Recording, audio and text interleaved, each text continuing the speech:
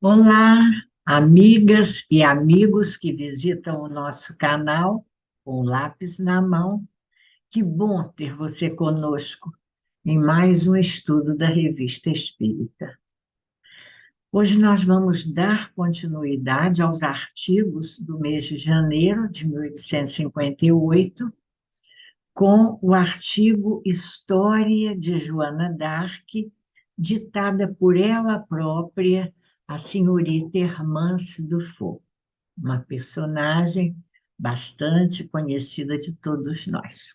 Muito bem, se você não assistiu a nossos estudos anteriores, tem um cardzinho aqui em cima e por ele você pode acessar nossos estudos anteriores sobre a Revista Espírita e outros estudos feitos por nós também, sempre sobre a doutrina espírita e o pensamento de Allan Kardec. Muito bem. Como o texto do artigo de hoje é curtinho, são apenas 5 ou 6 parágrafos, nós vamos fazer a leitura e depois comentamos, tá bom? Vamos lá? Se você está com a sua revista espírita aí aberta, se você está com o lápis na mão, vai marcando também o que você acha interessante para a gente comentar depois. Vamos lá. É uma pergunta, Kardec inicia assim, é uma pergunta que nos tem sido feita muitas vezes. Esta de saber se os espíritos que respondem com maior ou menor precisão às perguntas que lhes são dirigidas poderiam fazer um trabalho de fôlego de uma só vez. A prova está na obra a que nos referimos, pois aqui já não se trata de uma série de perguntas e respostas, mas de uma narração completa e ordenada, como o faria um historiador, e contendo uma infinidade de detalhes pouco ou nada conhecidos sobre a vida da heroína. Aos que poderiam crer que a senhorita Dufour inspirou-se em conhecimentos pessoais, respondemos que ela escreveu o livro na idade de 14 anos, que sua instrução era a das meninas de família decente, educadas com cuidado, mas ainda quando tivesse uma memória fenomenal, não seria nos livros clássicos que iria encontrar documentos íntimos, dificilmente encontradiços nos arquivos da época. Sabemos que os incrédulos farão sempre 1001 objeções, mas para nós que vimos a médium operar, a origem do livro não pode ser posta em dúvida. Embora a faculdade da senhorita Dufour se preste à evocação de qualquer espírito, de que nós mesmos fizemos prova em comunicações pessoais que nos foram transmitidas, sua especialidade é a história. Ela escreveu do mesmo modo a história de Luís XI e a de Carlos VIII, que, como a de Joana d'Arc, serão publicadas. Passou-se com ela um curioso fenômeno. A princípio era boa médium psicógrafa e escrevia com grande facilidade. Pouco a pouco tornou-se médium falante e, à medida que essa nova faculdade se desenvolveu, a primeira se atenuou. Hoje escreve pouco e com dificuldade, mas o que é original é que, falando, sente a necessidade de estar com um lápis na mão e de fingir que escreve. É necessária outra pessoa para registrar suas palavras, como as da Sibila. como todos os médiuns favorecidos pelos bons espíritos, jamais recebeu comunicações que não fossem de ordem elevada. E aí Kardec termina dizendo: voltaremos à história de Joana d'Arc para explicar os fatos de sua vida relacionados com o mundo invisível. E citaremos então o que a respeito ela ditou a seu mais notável intérprete. E depois disso, terminando entre parênteses, nós vamos encontrar a referência bibliográfica do trabalho da Livraria Denty, a Galeria Palais Royal. Então, vou começar por aqui, por essa referência bibliográfica que é interessante, até a guisa de curiosidade. O Palais Royal é um importante edifício histórico situado ao lado do Louvre, em Paris. Foi construído no século XVII e nas suas galerias externas, muito elegantes, em 18 de abril de 1857, uma data bastante conhecida de todos nós, ali Allan Kardec publicou a sua primeira obra, o Livro dos Espíritos. E outras obras de Kardec, posteriormente, foram também publicadas ali, e também 2 anos depois, por 2 anos, melhor dizendo, quando de sua fundação, a Sociedade Parisiense de Estudos Espíritas funcionou provisoriamente nesse local, na galeria do Palais Royal. Muito bem, havia várias galerias nesse espaço. Uma outra observação importante também, que a gente faz logo, é que o livro, a história de Joana d'Arc por ela mesma, foi publicado pela editora CELD, do Centro Espírita Leon Denis, e a gente encontra, inclusive, se alguém tiver curiosidade, não conhece a história de Joana d'Arc, nós encontramos na estante virtual e também em PDF, se a gente quiser baixar. Ainda sobre a senhorita Dufour, não é? Sobre o trabalho dela, Canuto de Abreu, que é um pesquisador, era um pesquisador, foi, melhor dizendo, um pesquisador e escritor espírita, e que trouxe ao Brasil importantes manuscritos de Kardec, que foram, assim, importantíssimos para o resgate da história do Espiritismo no Brasil. Trabalho de Canuto de Abreu, posteriormente, junto à Universidade Federal de Juiz de Fora, onde eles organizaram um projeto Allan Kardec. Muito bem, Canuto registra que Hermance nasceu em 1841. Ela era de uma família tradicional, filha de um rico produtor de vinho e de trigo. E quando ela tinha 12 anos, começou a apresentar um desequilíbrio nervoso e a fazer premonições. Imagina. O pai, preocupado, levou a menina ao médico famoso da época, que disse que Hermance estava sofrendo de um novo distúrbio nervoso, que havia feito muitas vítimas na América e que estava chegando à Europa. E, segundo ele, as vítimas dessa doença entravam numa espécie de transe histérico e começavam a receber hipotéticas mensagens do além. Muito bem.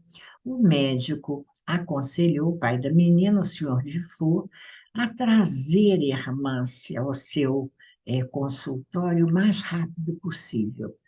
E, alguns dias depois, na consulta, o médico coloca o lápis na mão da menina e pede a ela que escrevesse o que lhe fosse impulsionado. Ela começa a rir e achando graça daquilo, mas de repente o seu braço é tomado de vida própria, diz Canuto para nós, e começa a escrever sozinho. E quando a menina se percebeu dominada por aquela força estranha, ela se assusta e se nega a continuar a experiência. Os pais de Hermance ficaram extremamente preocupados com isso, e como a família era famosa na corte, a notícia logo se espalhou, chegando aos ouvidos de um marquês, famoso estudioso do magnetismo, que vai então visitar o castelo dos Dufour e pede para examinar Hermance. Ele coloca então a menina em posição de escrever e pergunta ao invisível: está presente o espírito em que penso? Em caso positivo, queira escrever seu nome por intermédio da garota. A mão de Hermance começa a se mover e escreve: não, mais um de seus parentes remotos.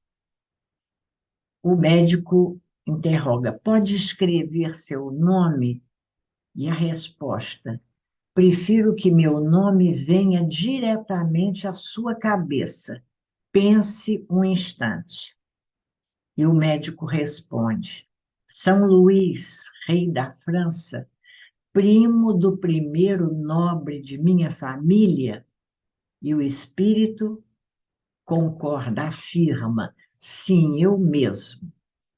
Vossa Majestade pode dar-me uma prova de que é realmente o nosso grande rei? E o espírito responde: ninguém nesta casa sabe que você e seus parentes me consideram o anjo da guarda da família. Muito bem. Canuto nos conta que, para o Marquês, apesar de tudo isso, o Marquês era católico e ele não acreditava que os mortos pudessem se comunicar. E, frente àquilo que ele havia presenciado, ele afirma que a menina captava ideias e pensamentos presentes no ambiente, isso na melhor das hipóteses, e na pior das hipóteses, estaria sendo o intérprete do diabo. Ele sugere uma análise conclusiva a ser feita pela Academia de Ciências de Paris.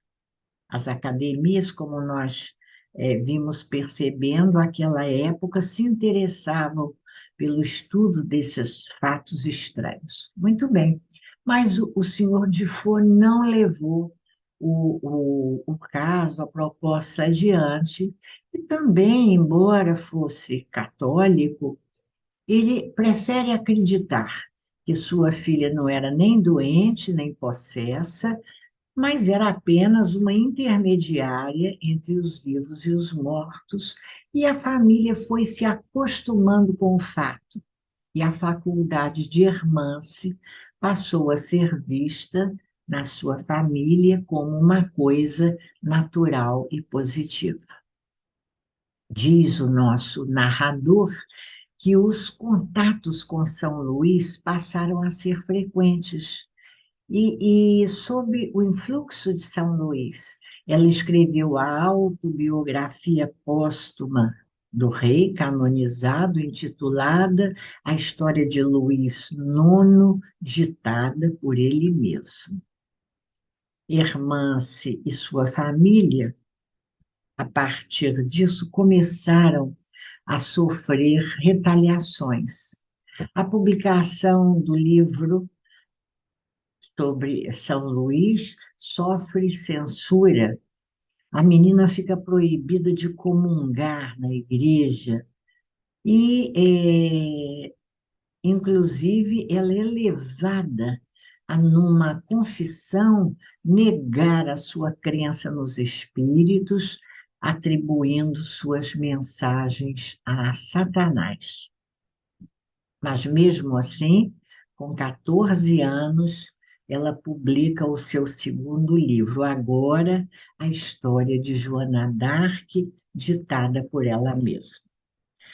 Canuto nos conta que a família de Faux vai conhecer Allan Kardec exatamente na noite de 18 de abril de 1857, com o lançamento do Livro dos Espíritos. E depois do lançamento do livro, lá na livraria, nas galerias, né, do Palais Royal, Kardec dá uma pequena recepção no seu apartamento para algumas pessoas e os Dufault foram levados por Madame Plenemaison, que nós já conhecemos também da história do Espiritismo, não é? Da biografia de Kardec. Madame Plenemaison, amiga de Kardec, convida, leva os Dufault para apresentá-los a Kardec. No final da reunião, Hermance recebe uma belíssima mensagem de São Luís, que vai se tornar, a partir desse momento, uma espécie de supervisor espiritual dos trabalhos que Kardec começava a realizar. E, segundo São Luís, tanto Hermance como Kardec, ele revela, eram druidas reencarnados, não é? E, a partir disso tudo, os laços entre Kardec e Hermance se estreitam e ela se torna a principal médium das reuniões, desculpem-me, domésticas que Allan Kardec realizava. Ainda essa época, né, o professor Rivaio.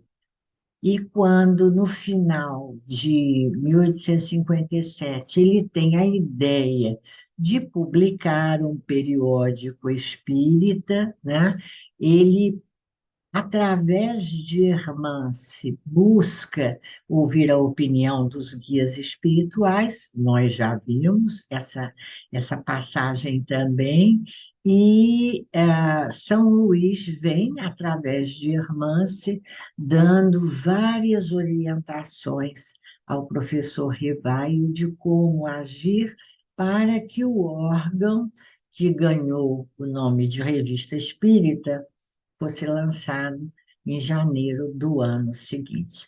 A narrativa sobre o lançamento da Revista Espírita está lá nas nossas primeiras reflexões. Basta acessar o cardzinho aqui em cima e você vai encontrar a playlist da Revista Espírita. Muito bem. Então, Canuto nos conta que também Hermance foi utilizada como médium por Kardec na revisão da segunda edição de O Livro dos Espíritos. Mas, a partir de 1859, ela não é mais citada como membro da Sociedade Psicológica de Estudos Espíritas, nem nas páginas da Revista Espírita. E diz o pesquisador que isso leva-nos a crer que ela teria saído da sociedade, não há nenhum registro da continuidade de seu trabalho em outros grupos, e ele termina a sua narrativa com um questionamento. O que teria acontecido com Hermance?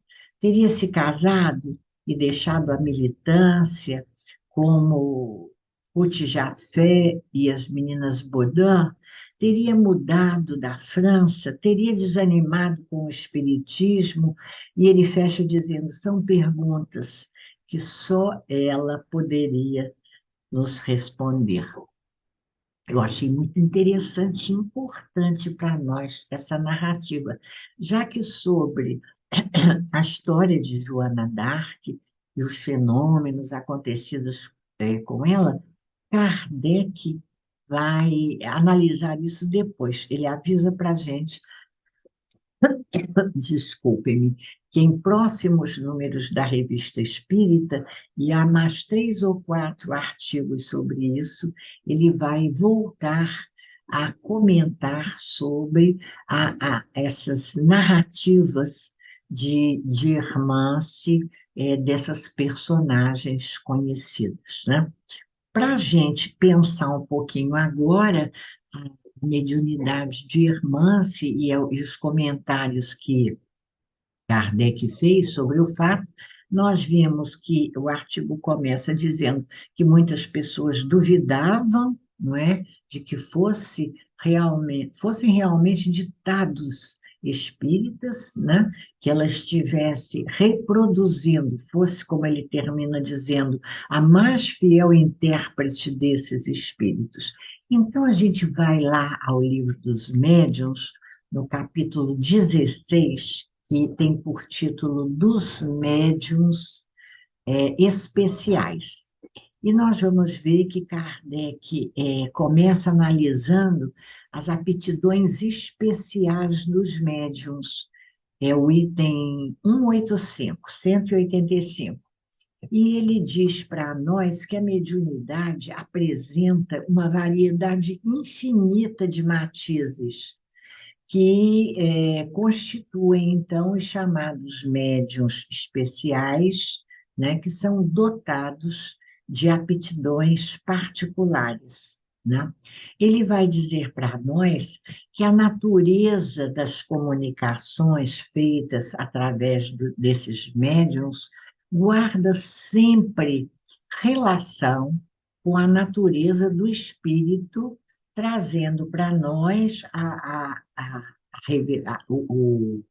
revelação, o cunho, como Kardec fala, o cunho da sua elevação ou da sua inferioridade, mostrando para nós o saber ou a ignorância daquele espírito, não é?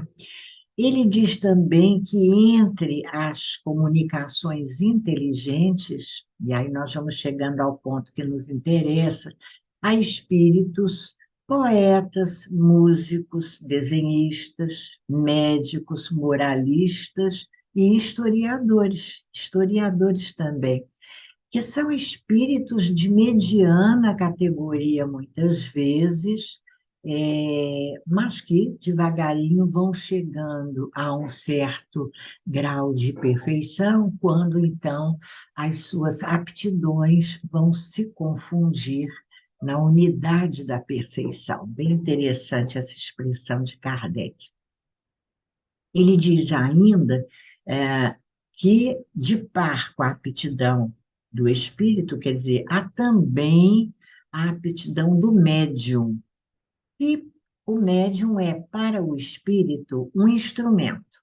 Mas esse instrumento pode ser mais ou menos cômodo, mais ou menos flexível, não é? E o espírito é que vai descobrir no médium qualidades particulares que nós muitas vezes não temos condição de avaliar. Assim, um espírito preferirá esse ou aquele médium conforme o gênero de comunicação que ele queira transmitir e para além, muitas vezes, das causas de aptidão. Diz para nós que os espíritos também se comunicam mais ou menos preferentemente por esse ou aquele médium, por esse ou aquele intermediário, de acordo com as suas simpatias. Ele diz que seria um engano nosso se nós, tendo junto de nós um bom médium, com muita facilidade de escrever, ele está focando na psicografia, nós pensássemos que podemos obter por ele comunicação de todos os gêneros. Isso é muito interessante, não é? Os médiuns, eles trabalham numa linha, né, de um gênero, que é aquele mais favorável à manifestação da sua possibilidade. Diz Kardec assim, a primeira condição que não se deve contestar é certificar se a pessoa da fonte de onde promanam essas manifestações, isto é, das qualidades do espírito que as transmite. Porém, não é menos necessário ter-se em vista as qualidades do instrumento oferecido ao espírito. Que espírito é esse? Que médium é esse, não é? Que qualidades eles têm para o trabalho? Diz ele, cumpre, portanto, se estude a natureza do médium, da mesma forma que se estuda a natureza do espírito, porquanto são esses os dois elementos essenciais para a obtenção de um resultado satisfatório. Olha que parágrafo importante, não é para nós? A verificação da natureza do espírito, e nós vamos ver em O Livro dos Médiuns como podemos fazer isso, pela análise cuidadosa das comunicações, observando alguns parâmetros que são importantíssimos nesta análise das comunicações, para que a gente perceba as qualidades do espírito que está se comunicando, mas também, diz Kardec, é preciso, e esse é uma segunda condição, estamos repetindo para fixar, que a gente observe as qualidades do médium. E ele diz ainda que existe ainda uma terceira condição, é bem legal isso, que desempenha papel igualmente importante. Ele diz, é a intenção, o pensamento íntimo, o sentimento mais ou menos louvável de quem interroga, de quem está buscando a comunicação, da plateia que está reunida esperando a comunicação, enfim, para que uma comunicação seja boa, e aí vem até em itálico aqui para nós, chamando a nossa atenção em O Livro dos Médiuns. Nós estamos no item 186. Diz Kardec, para que uma comunicação seja boa, preciso é que proceda de um espírito bom. Para que esse bom espírito a possa transmitir, para que um bom espírito possa transmitir uma boa comunicação, é indispensável que se lhe dê um bom instrumento. Um bom instrumento, e o instrumento é o médium, para que ele queira transmitir a mensagem. É necessário que o fim visado lhe convenha. Qual a finalidade da mensagem? Com que intenção o público que vai receber essa mensagem espera a mensagem? Qual a intenção dessas pessoas? E ele diz: o espírito que lê o pensamento, julga se aquilo que lhe está sendo proposto é sério, se a pessoa para quem ele pretende dirigir a comunicação é digna de recebê-la, porque se não for assim, os espíritos bons não perdem tempo, ele diz, lançando boas sementes em cima de pedras. Então, é o espaço aberto para quê? Para que espíritos muitas vezes levianos e zombeteiros entrem em ação, pouco se importando com a verdade, não é? E com os fins ou os meios que sejam empregados naquela comunicação. Muito bem. E depois dessa preciosa introdução, Kardec faz então um resumo dos principais gêneros de mediunidade, um resumo detalhadíssimo à época, né, apresentando um quadro sinótico de todas, não é? Indicando, inclusive, cada uma, analisando com minúcias as características de cada um desses gêneros de mediunidade, né? Ele vai agrupar essas diferentes espécies de médiums ou de mediunidades por analogia de causa e efeito, e ele diz para nós que essa classificação nada tem de absoluto, que alguns desses médiuns com essas características são encontrados facilmente, outros são situações raras e bem excepcionais, que ele vai indicar para nós, e ele diz ainda para nós que no texto que a gente recomenda a leitura, existem parágrafos, comentários que estão marcados entre aspas, porque foram indicações, sugestões, orientações de dois espíritos conhecidos, Erasto e Sócrates. Muito bem, então ele vai dividir os médiuns, como nós até já vimos também nos nossos primeiros estudos, em duas grandes categorias, efeitos físicos e efeitos intelectuais, e ele vai dizer que a denominação de médiums de efeitos intelectuais serve para aqueles intermediários que tenham a possibilidade de comunicações regulares e fluentes. Isso também é bastante importante.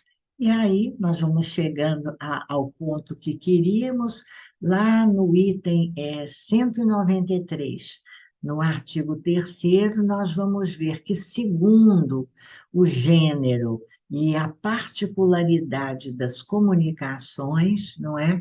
Kardec, então, coloca aqui os médiuns historiadores, Hermance, os que revelam aptidão especial para as explanações históricas. Essa faculdade, como todas as demais, independe dos conhecimentos do médium, porquanto não é raro verem-se pessoas sem instrução e até crianças tratarem de assuntos que lhe não estão ao alcance.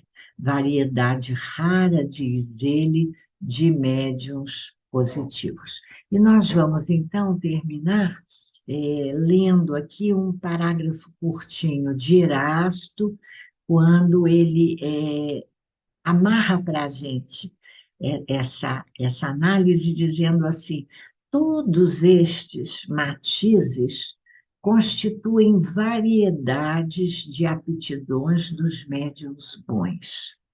Quanto aos que têm uma aptidão especial para comunicações científicas, históricas, médicas e outras, fora do alcance de suas especialidades atuais, fica certo de que possuíram, em anterior existência, esses conhecimentos e permanecerão neles em estado latente, fazendo parte dos materiais cerebrais.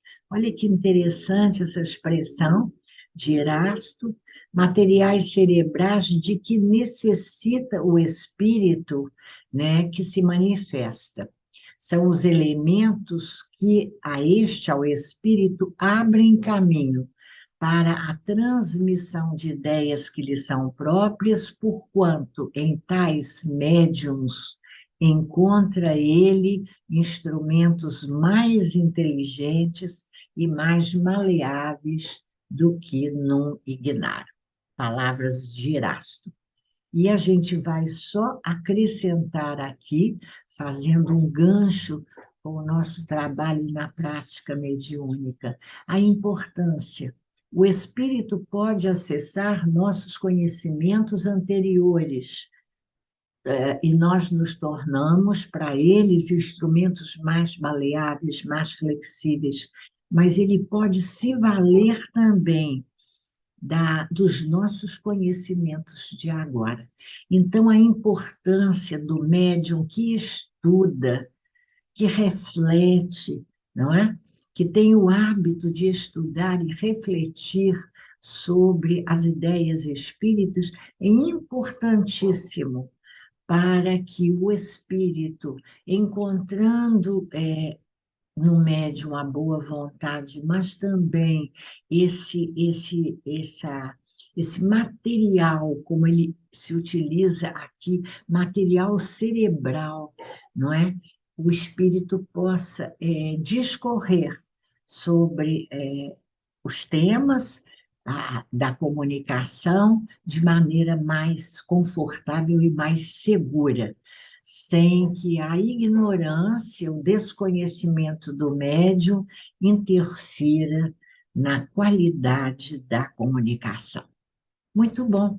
Chegamos ao final da nossa reflexão dessa semana, agradecendo a você a sua presença, a sua companhia, a sua visita ao nosso canal com lápis na mão, estudando a doutrina espírita com lápis na mão.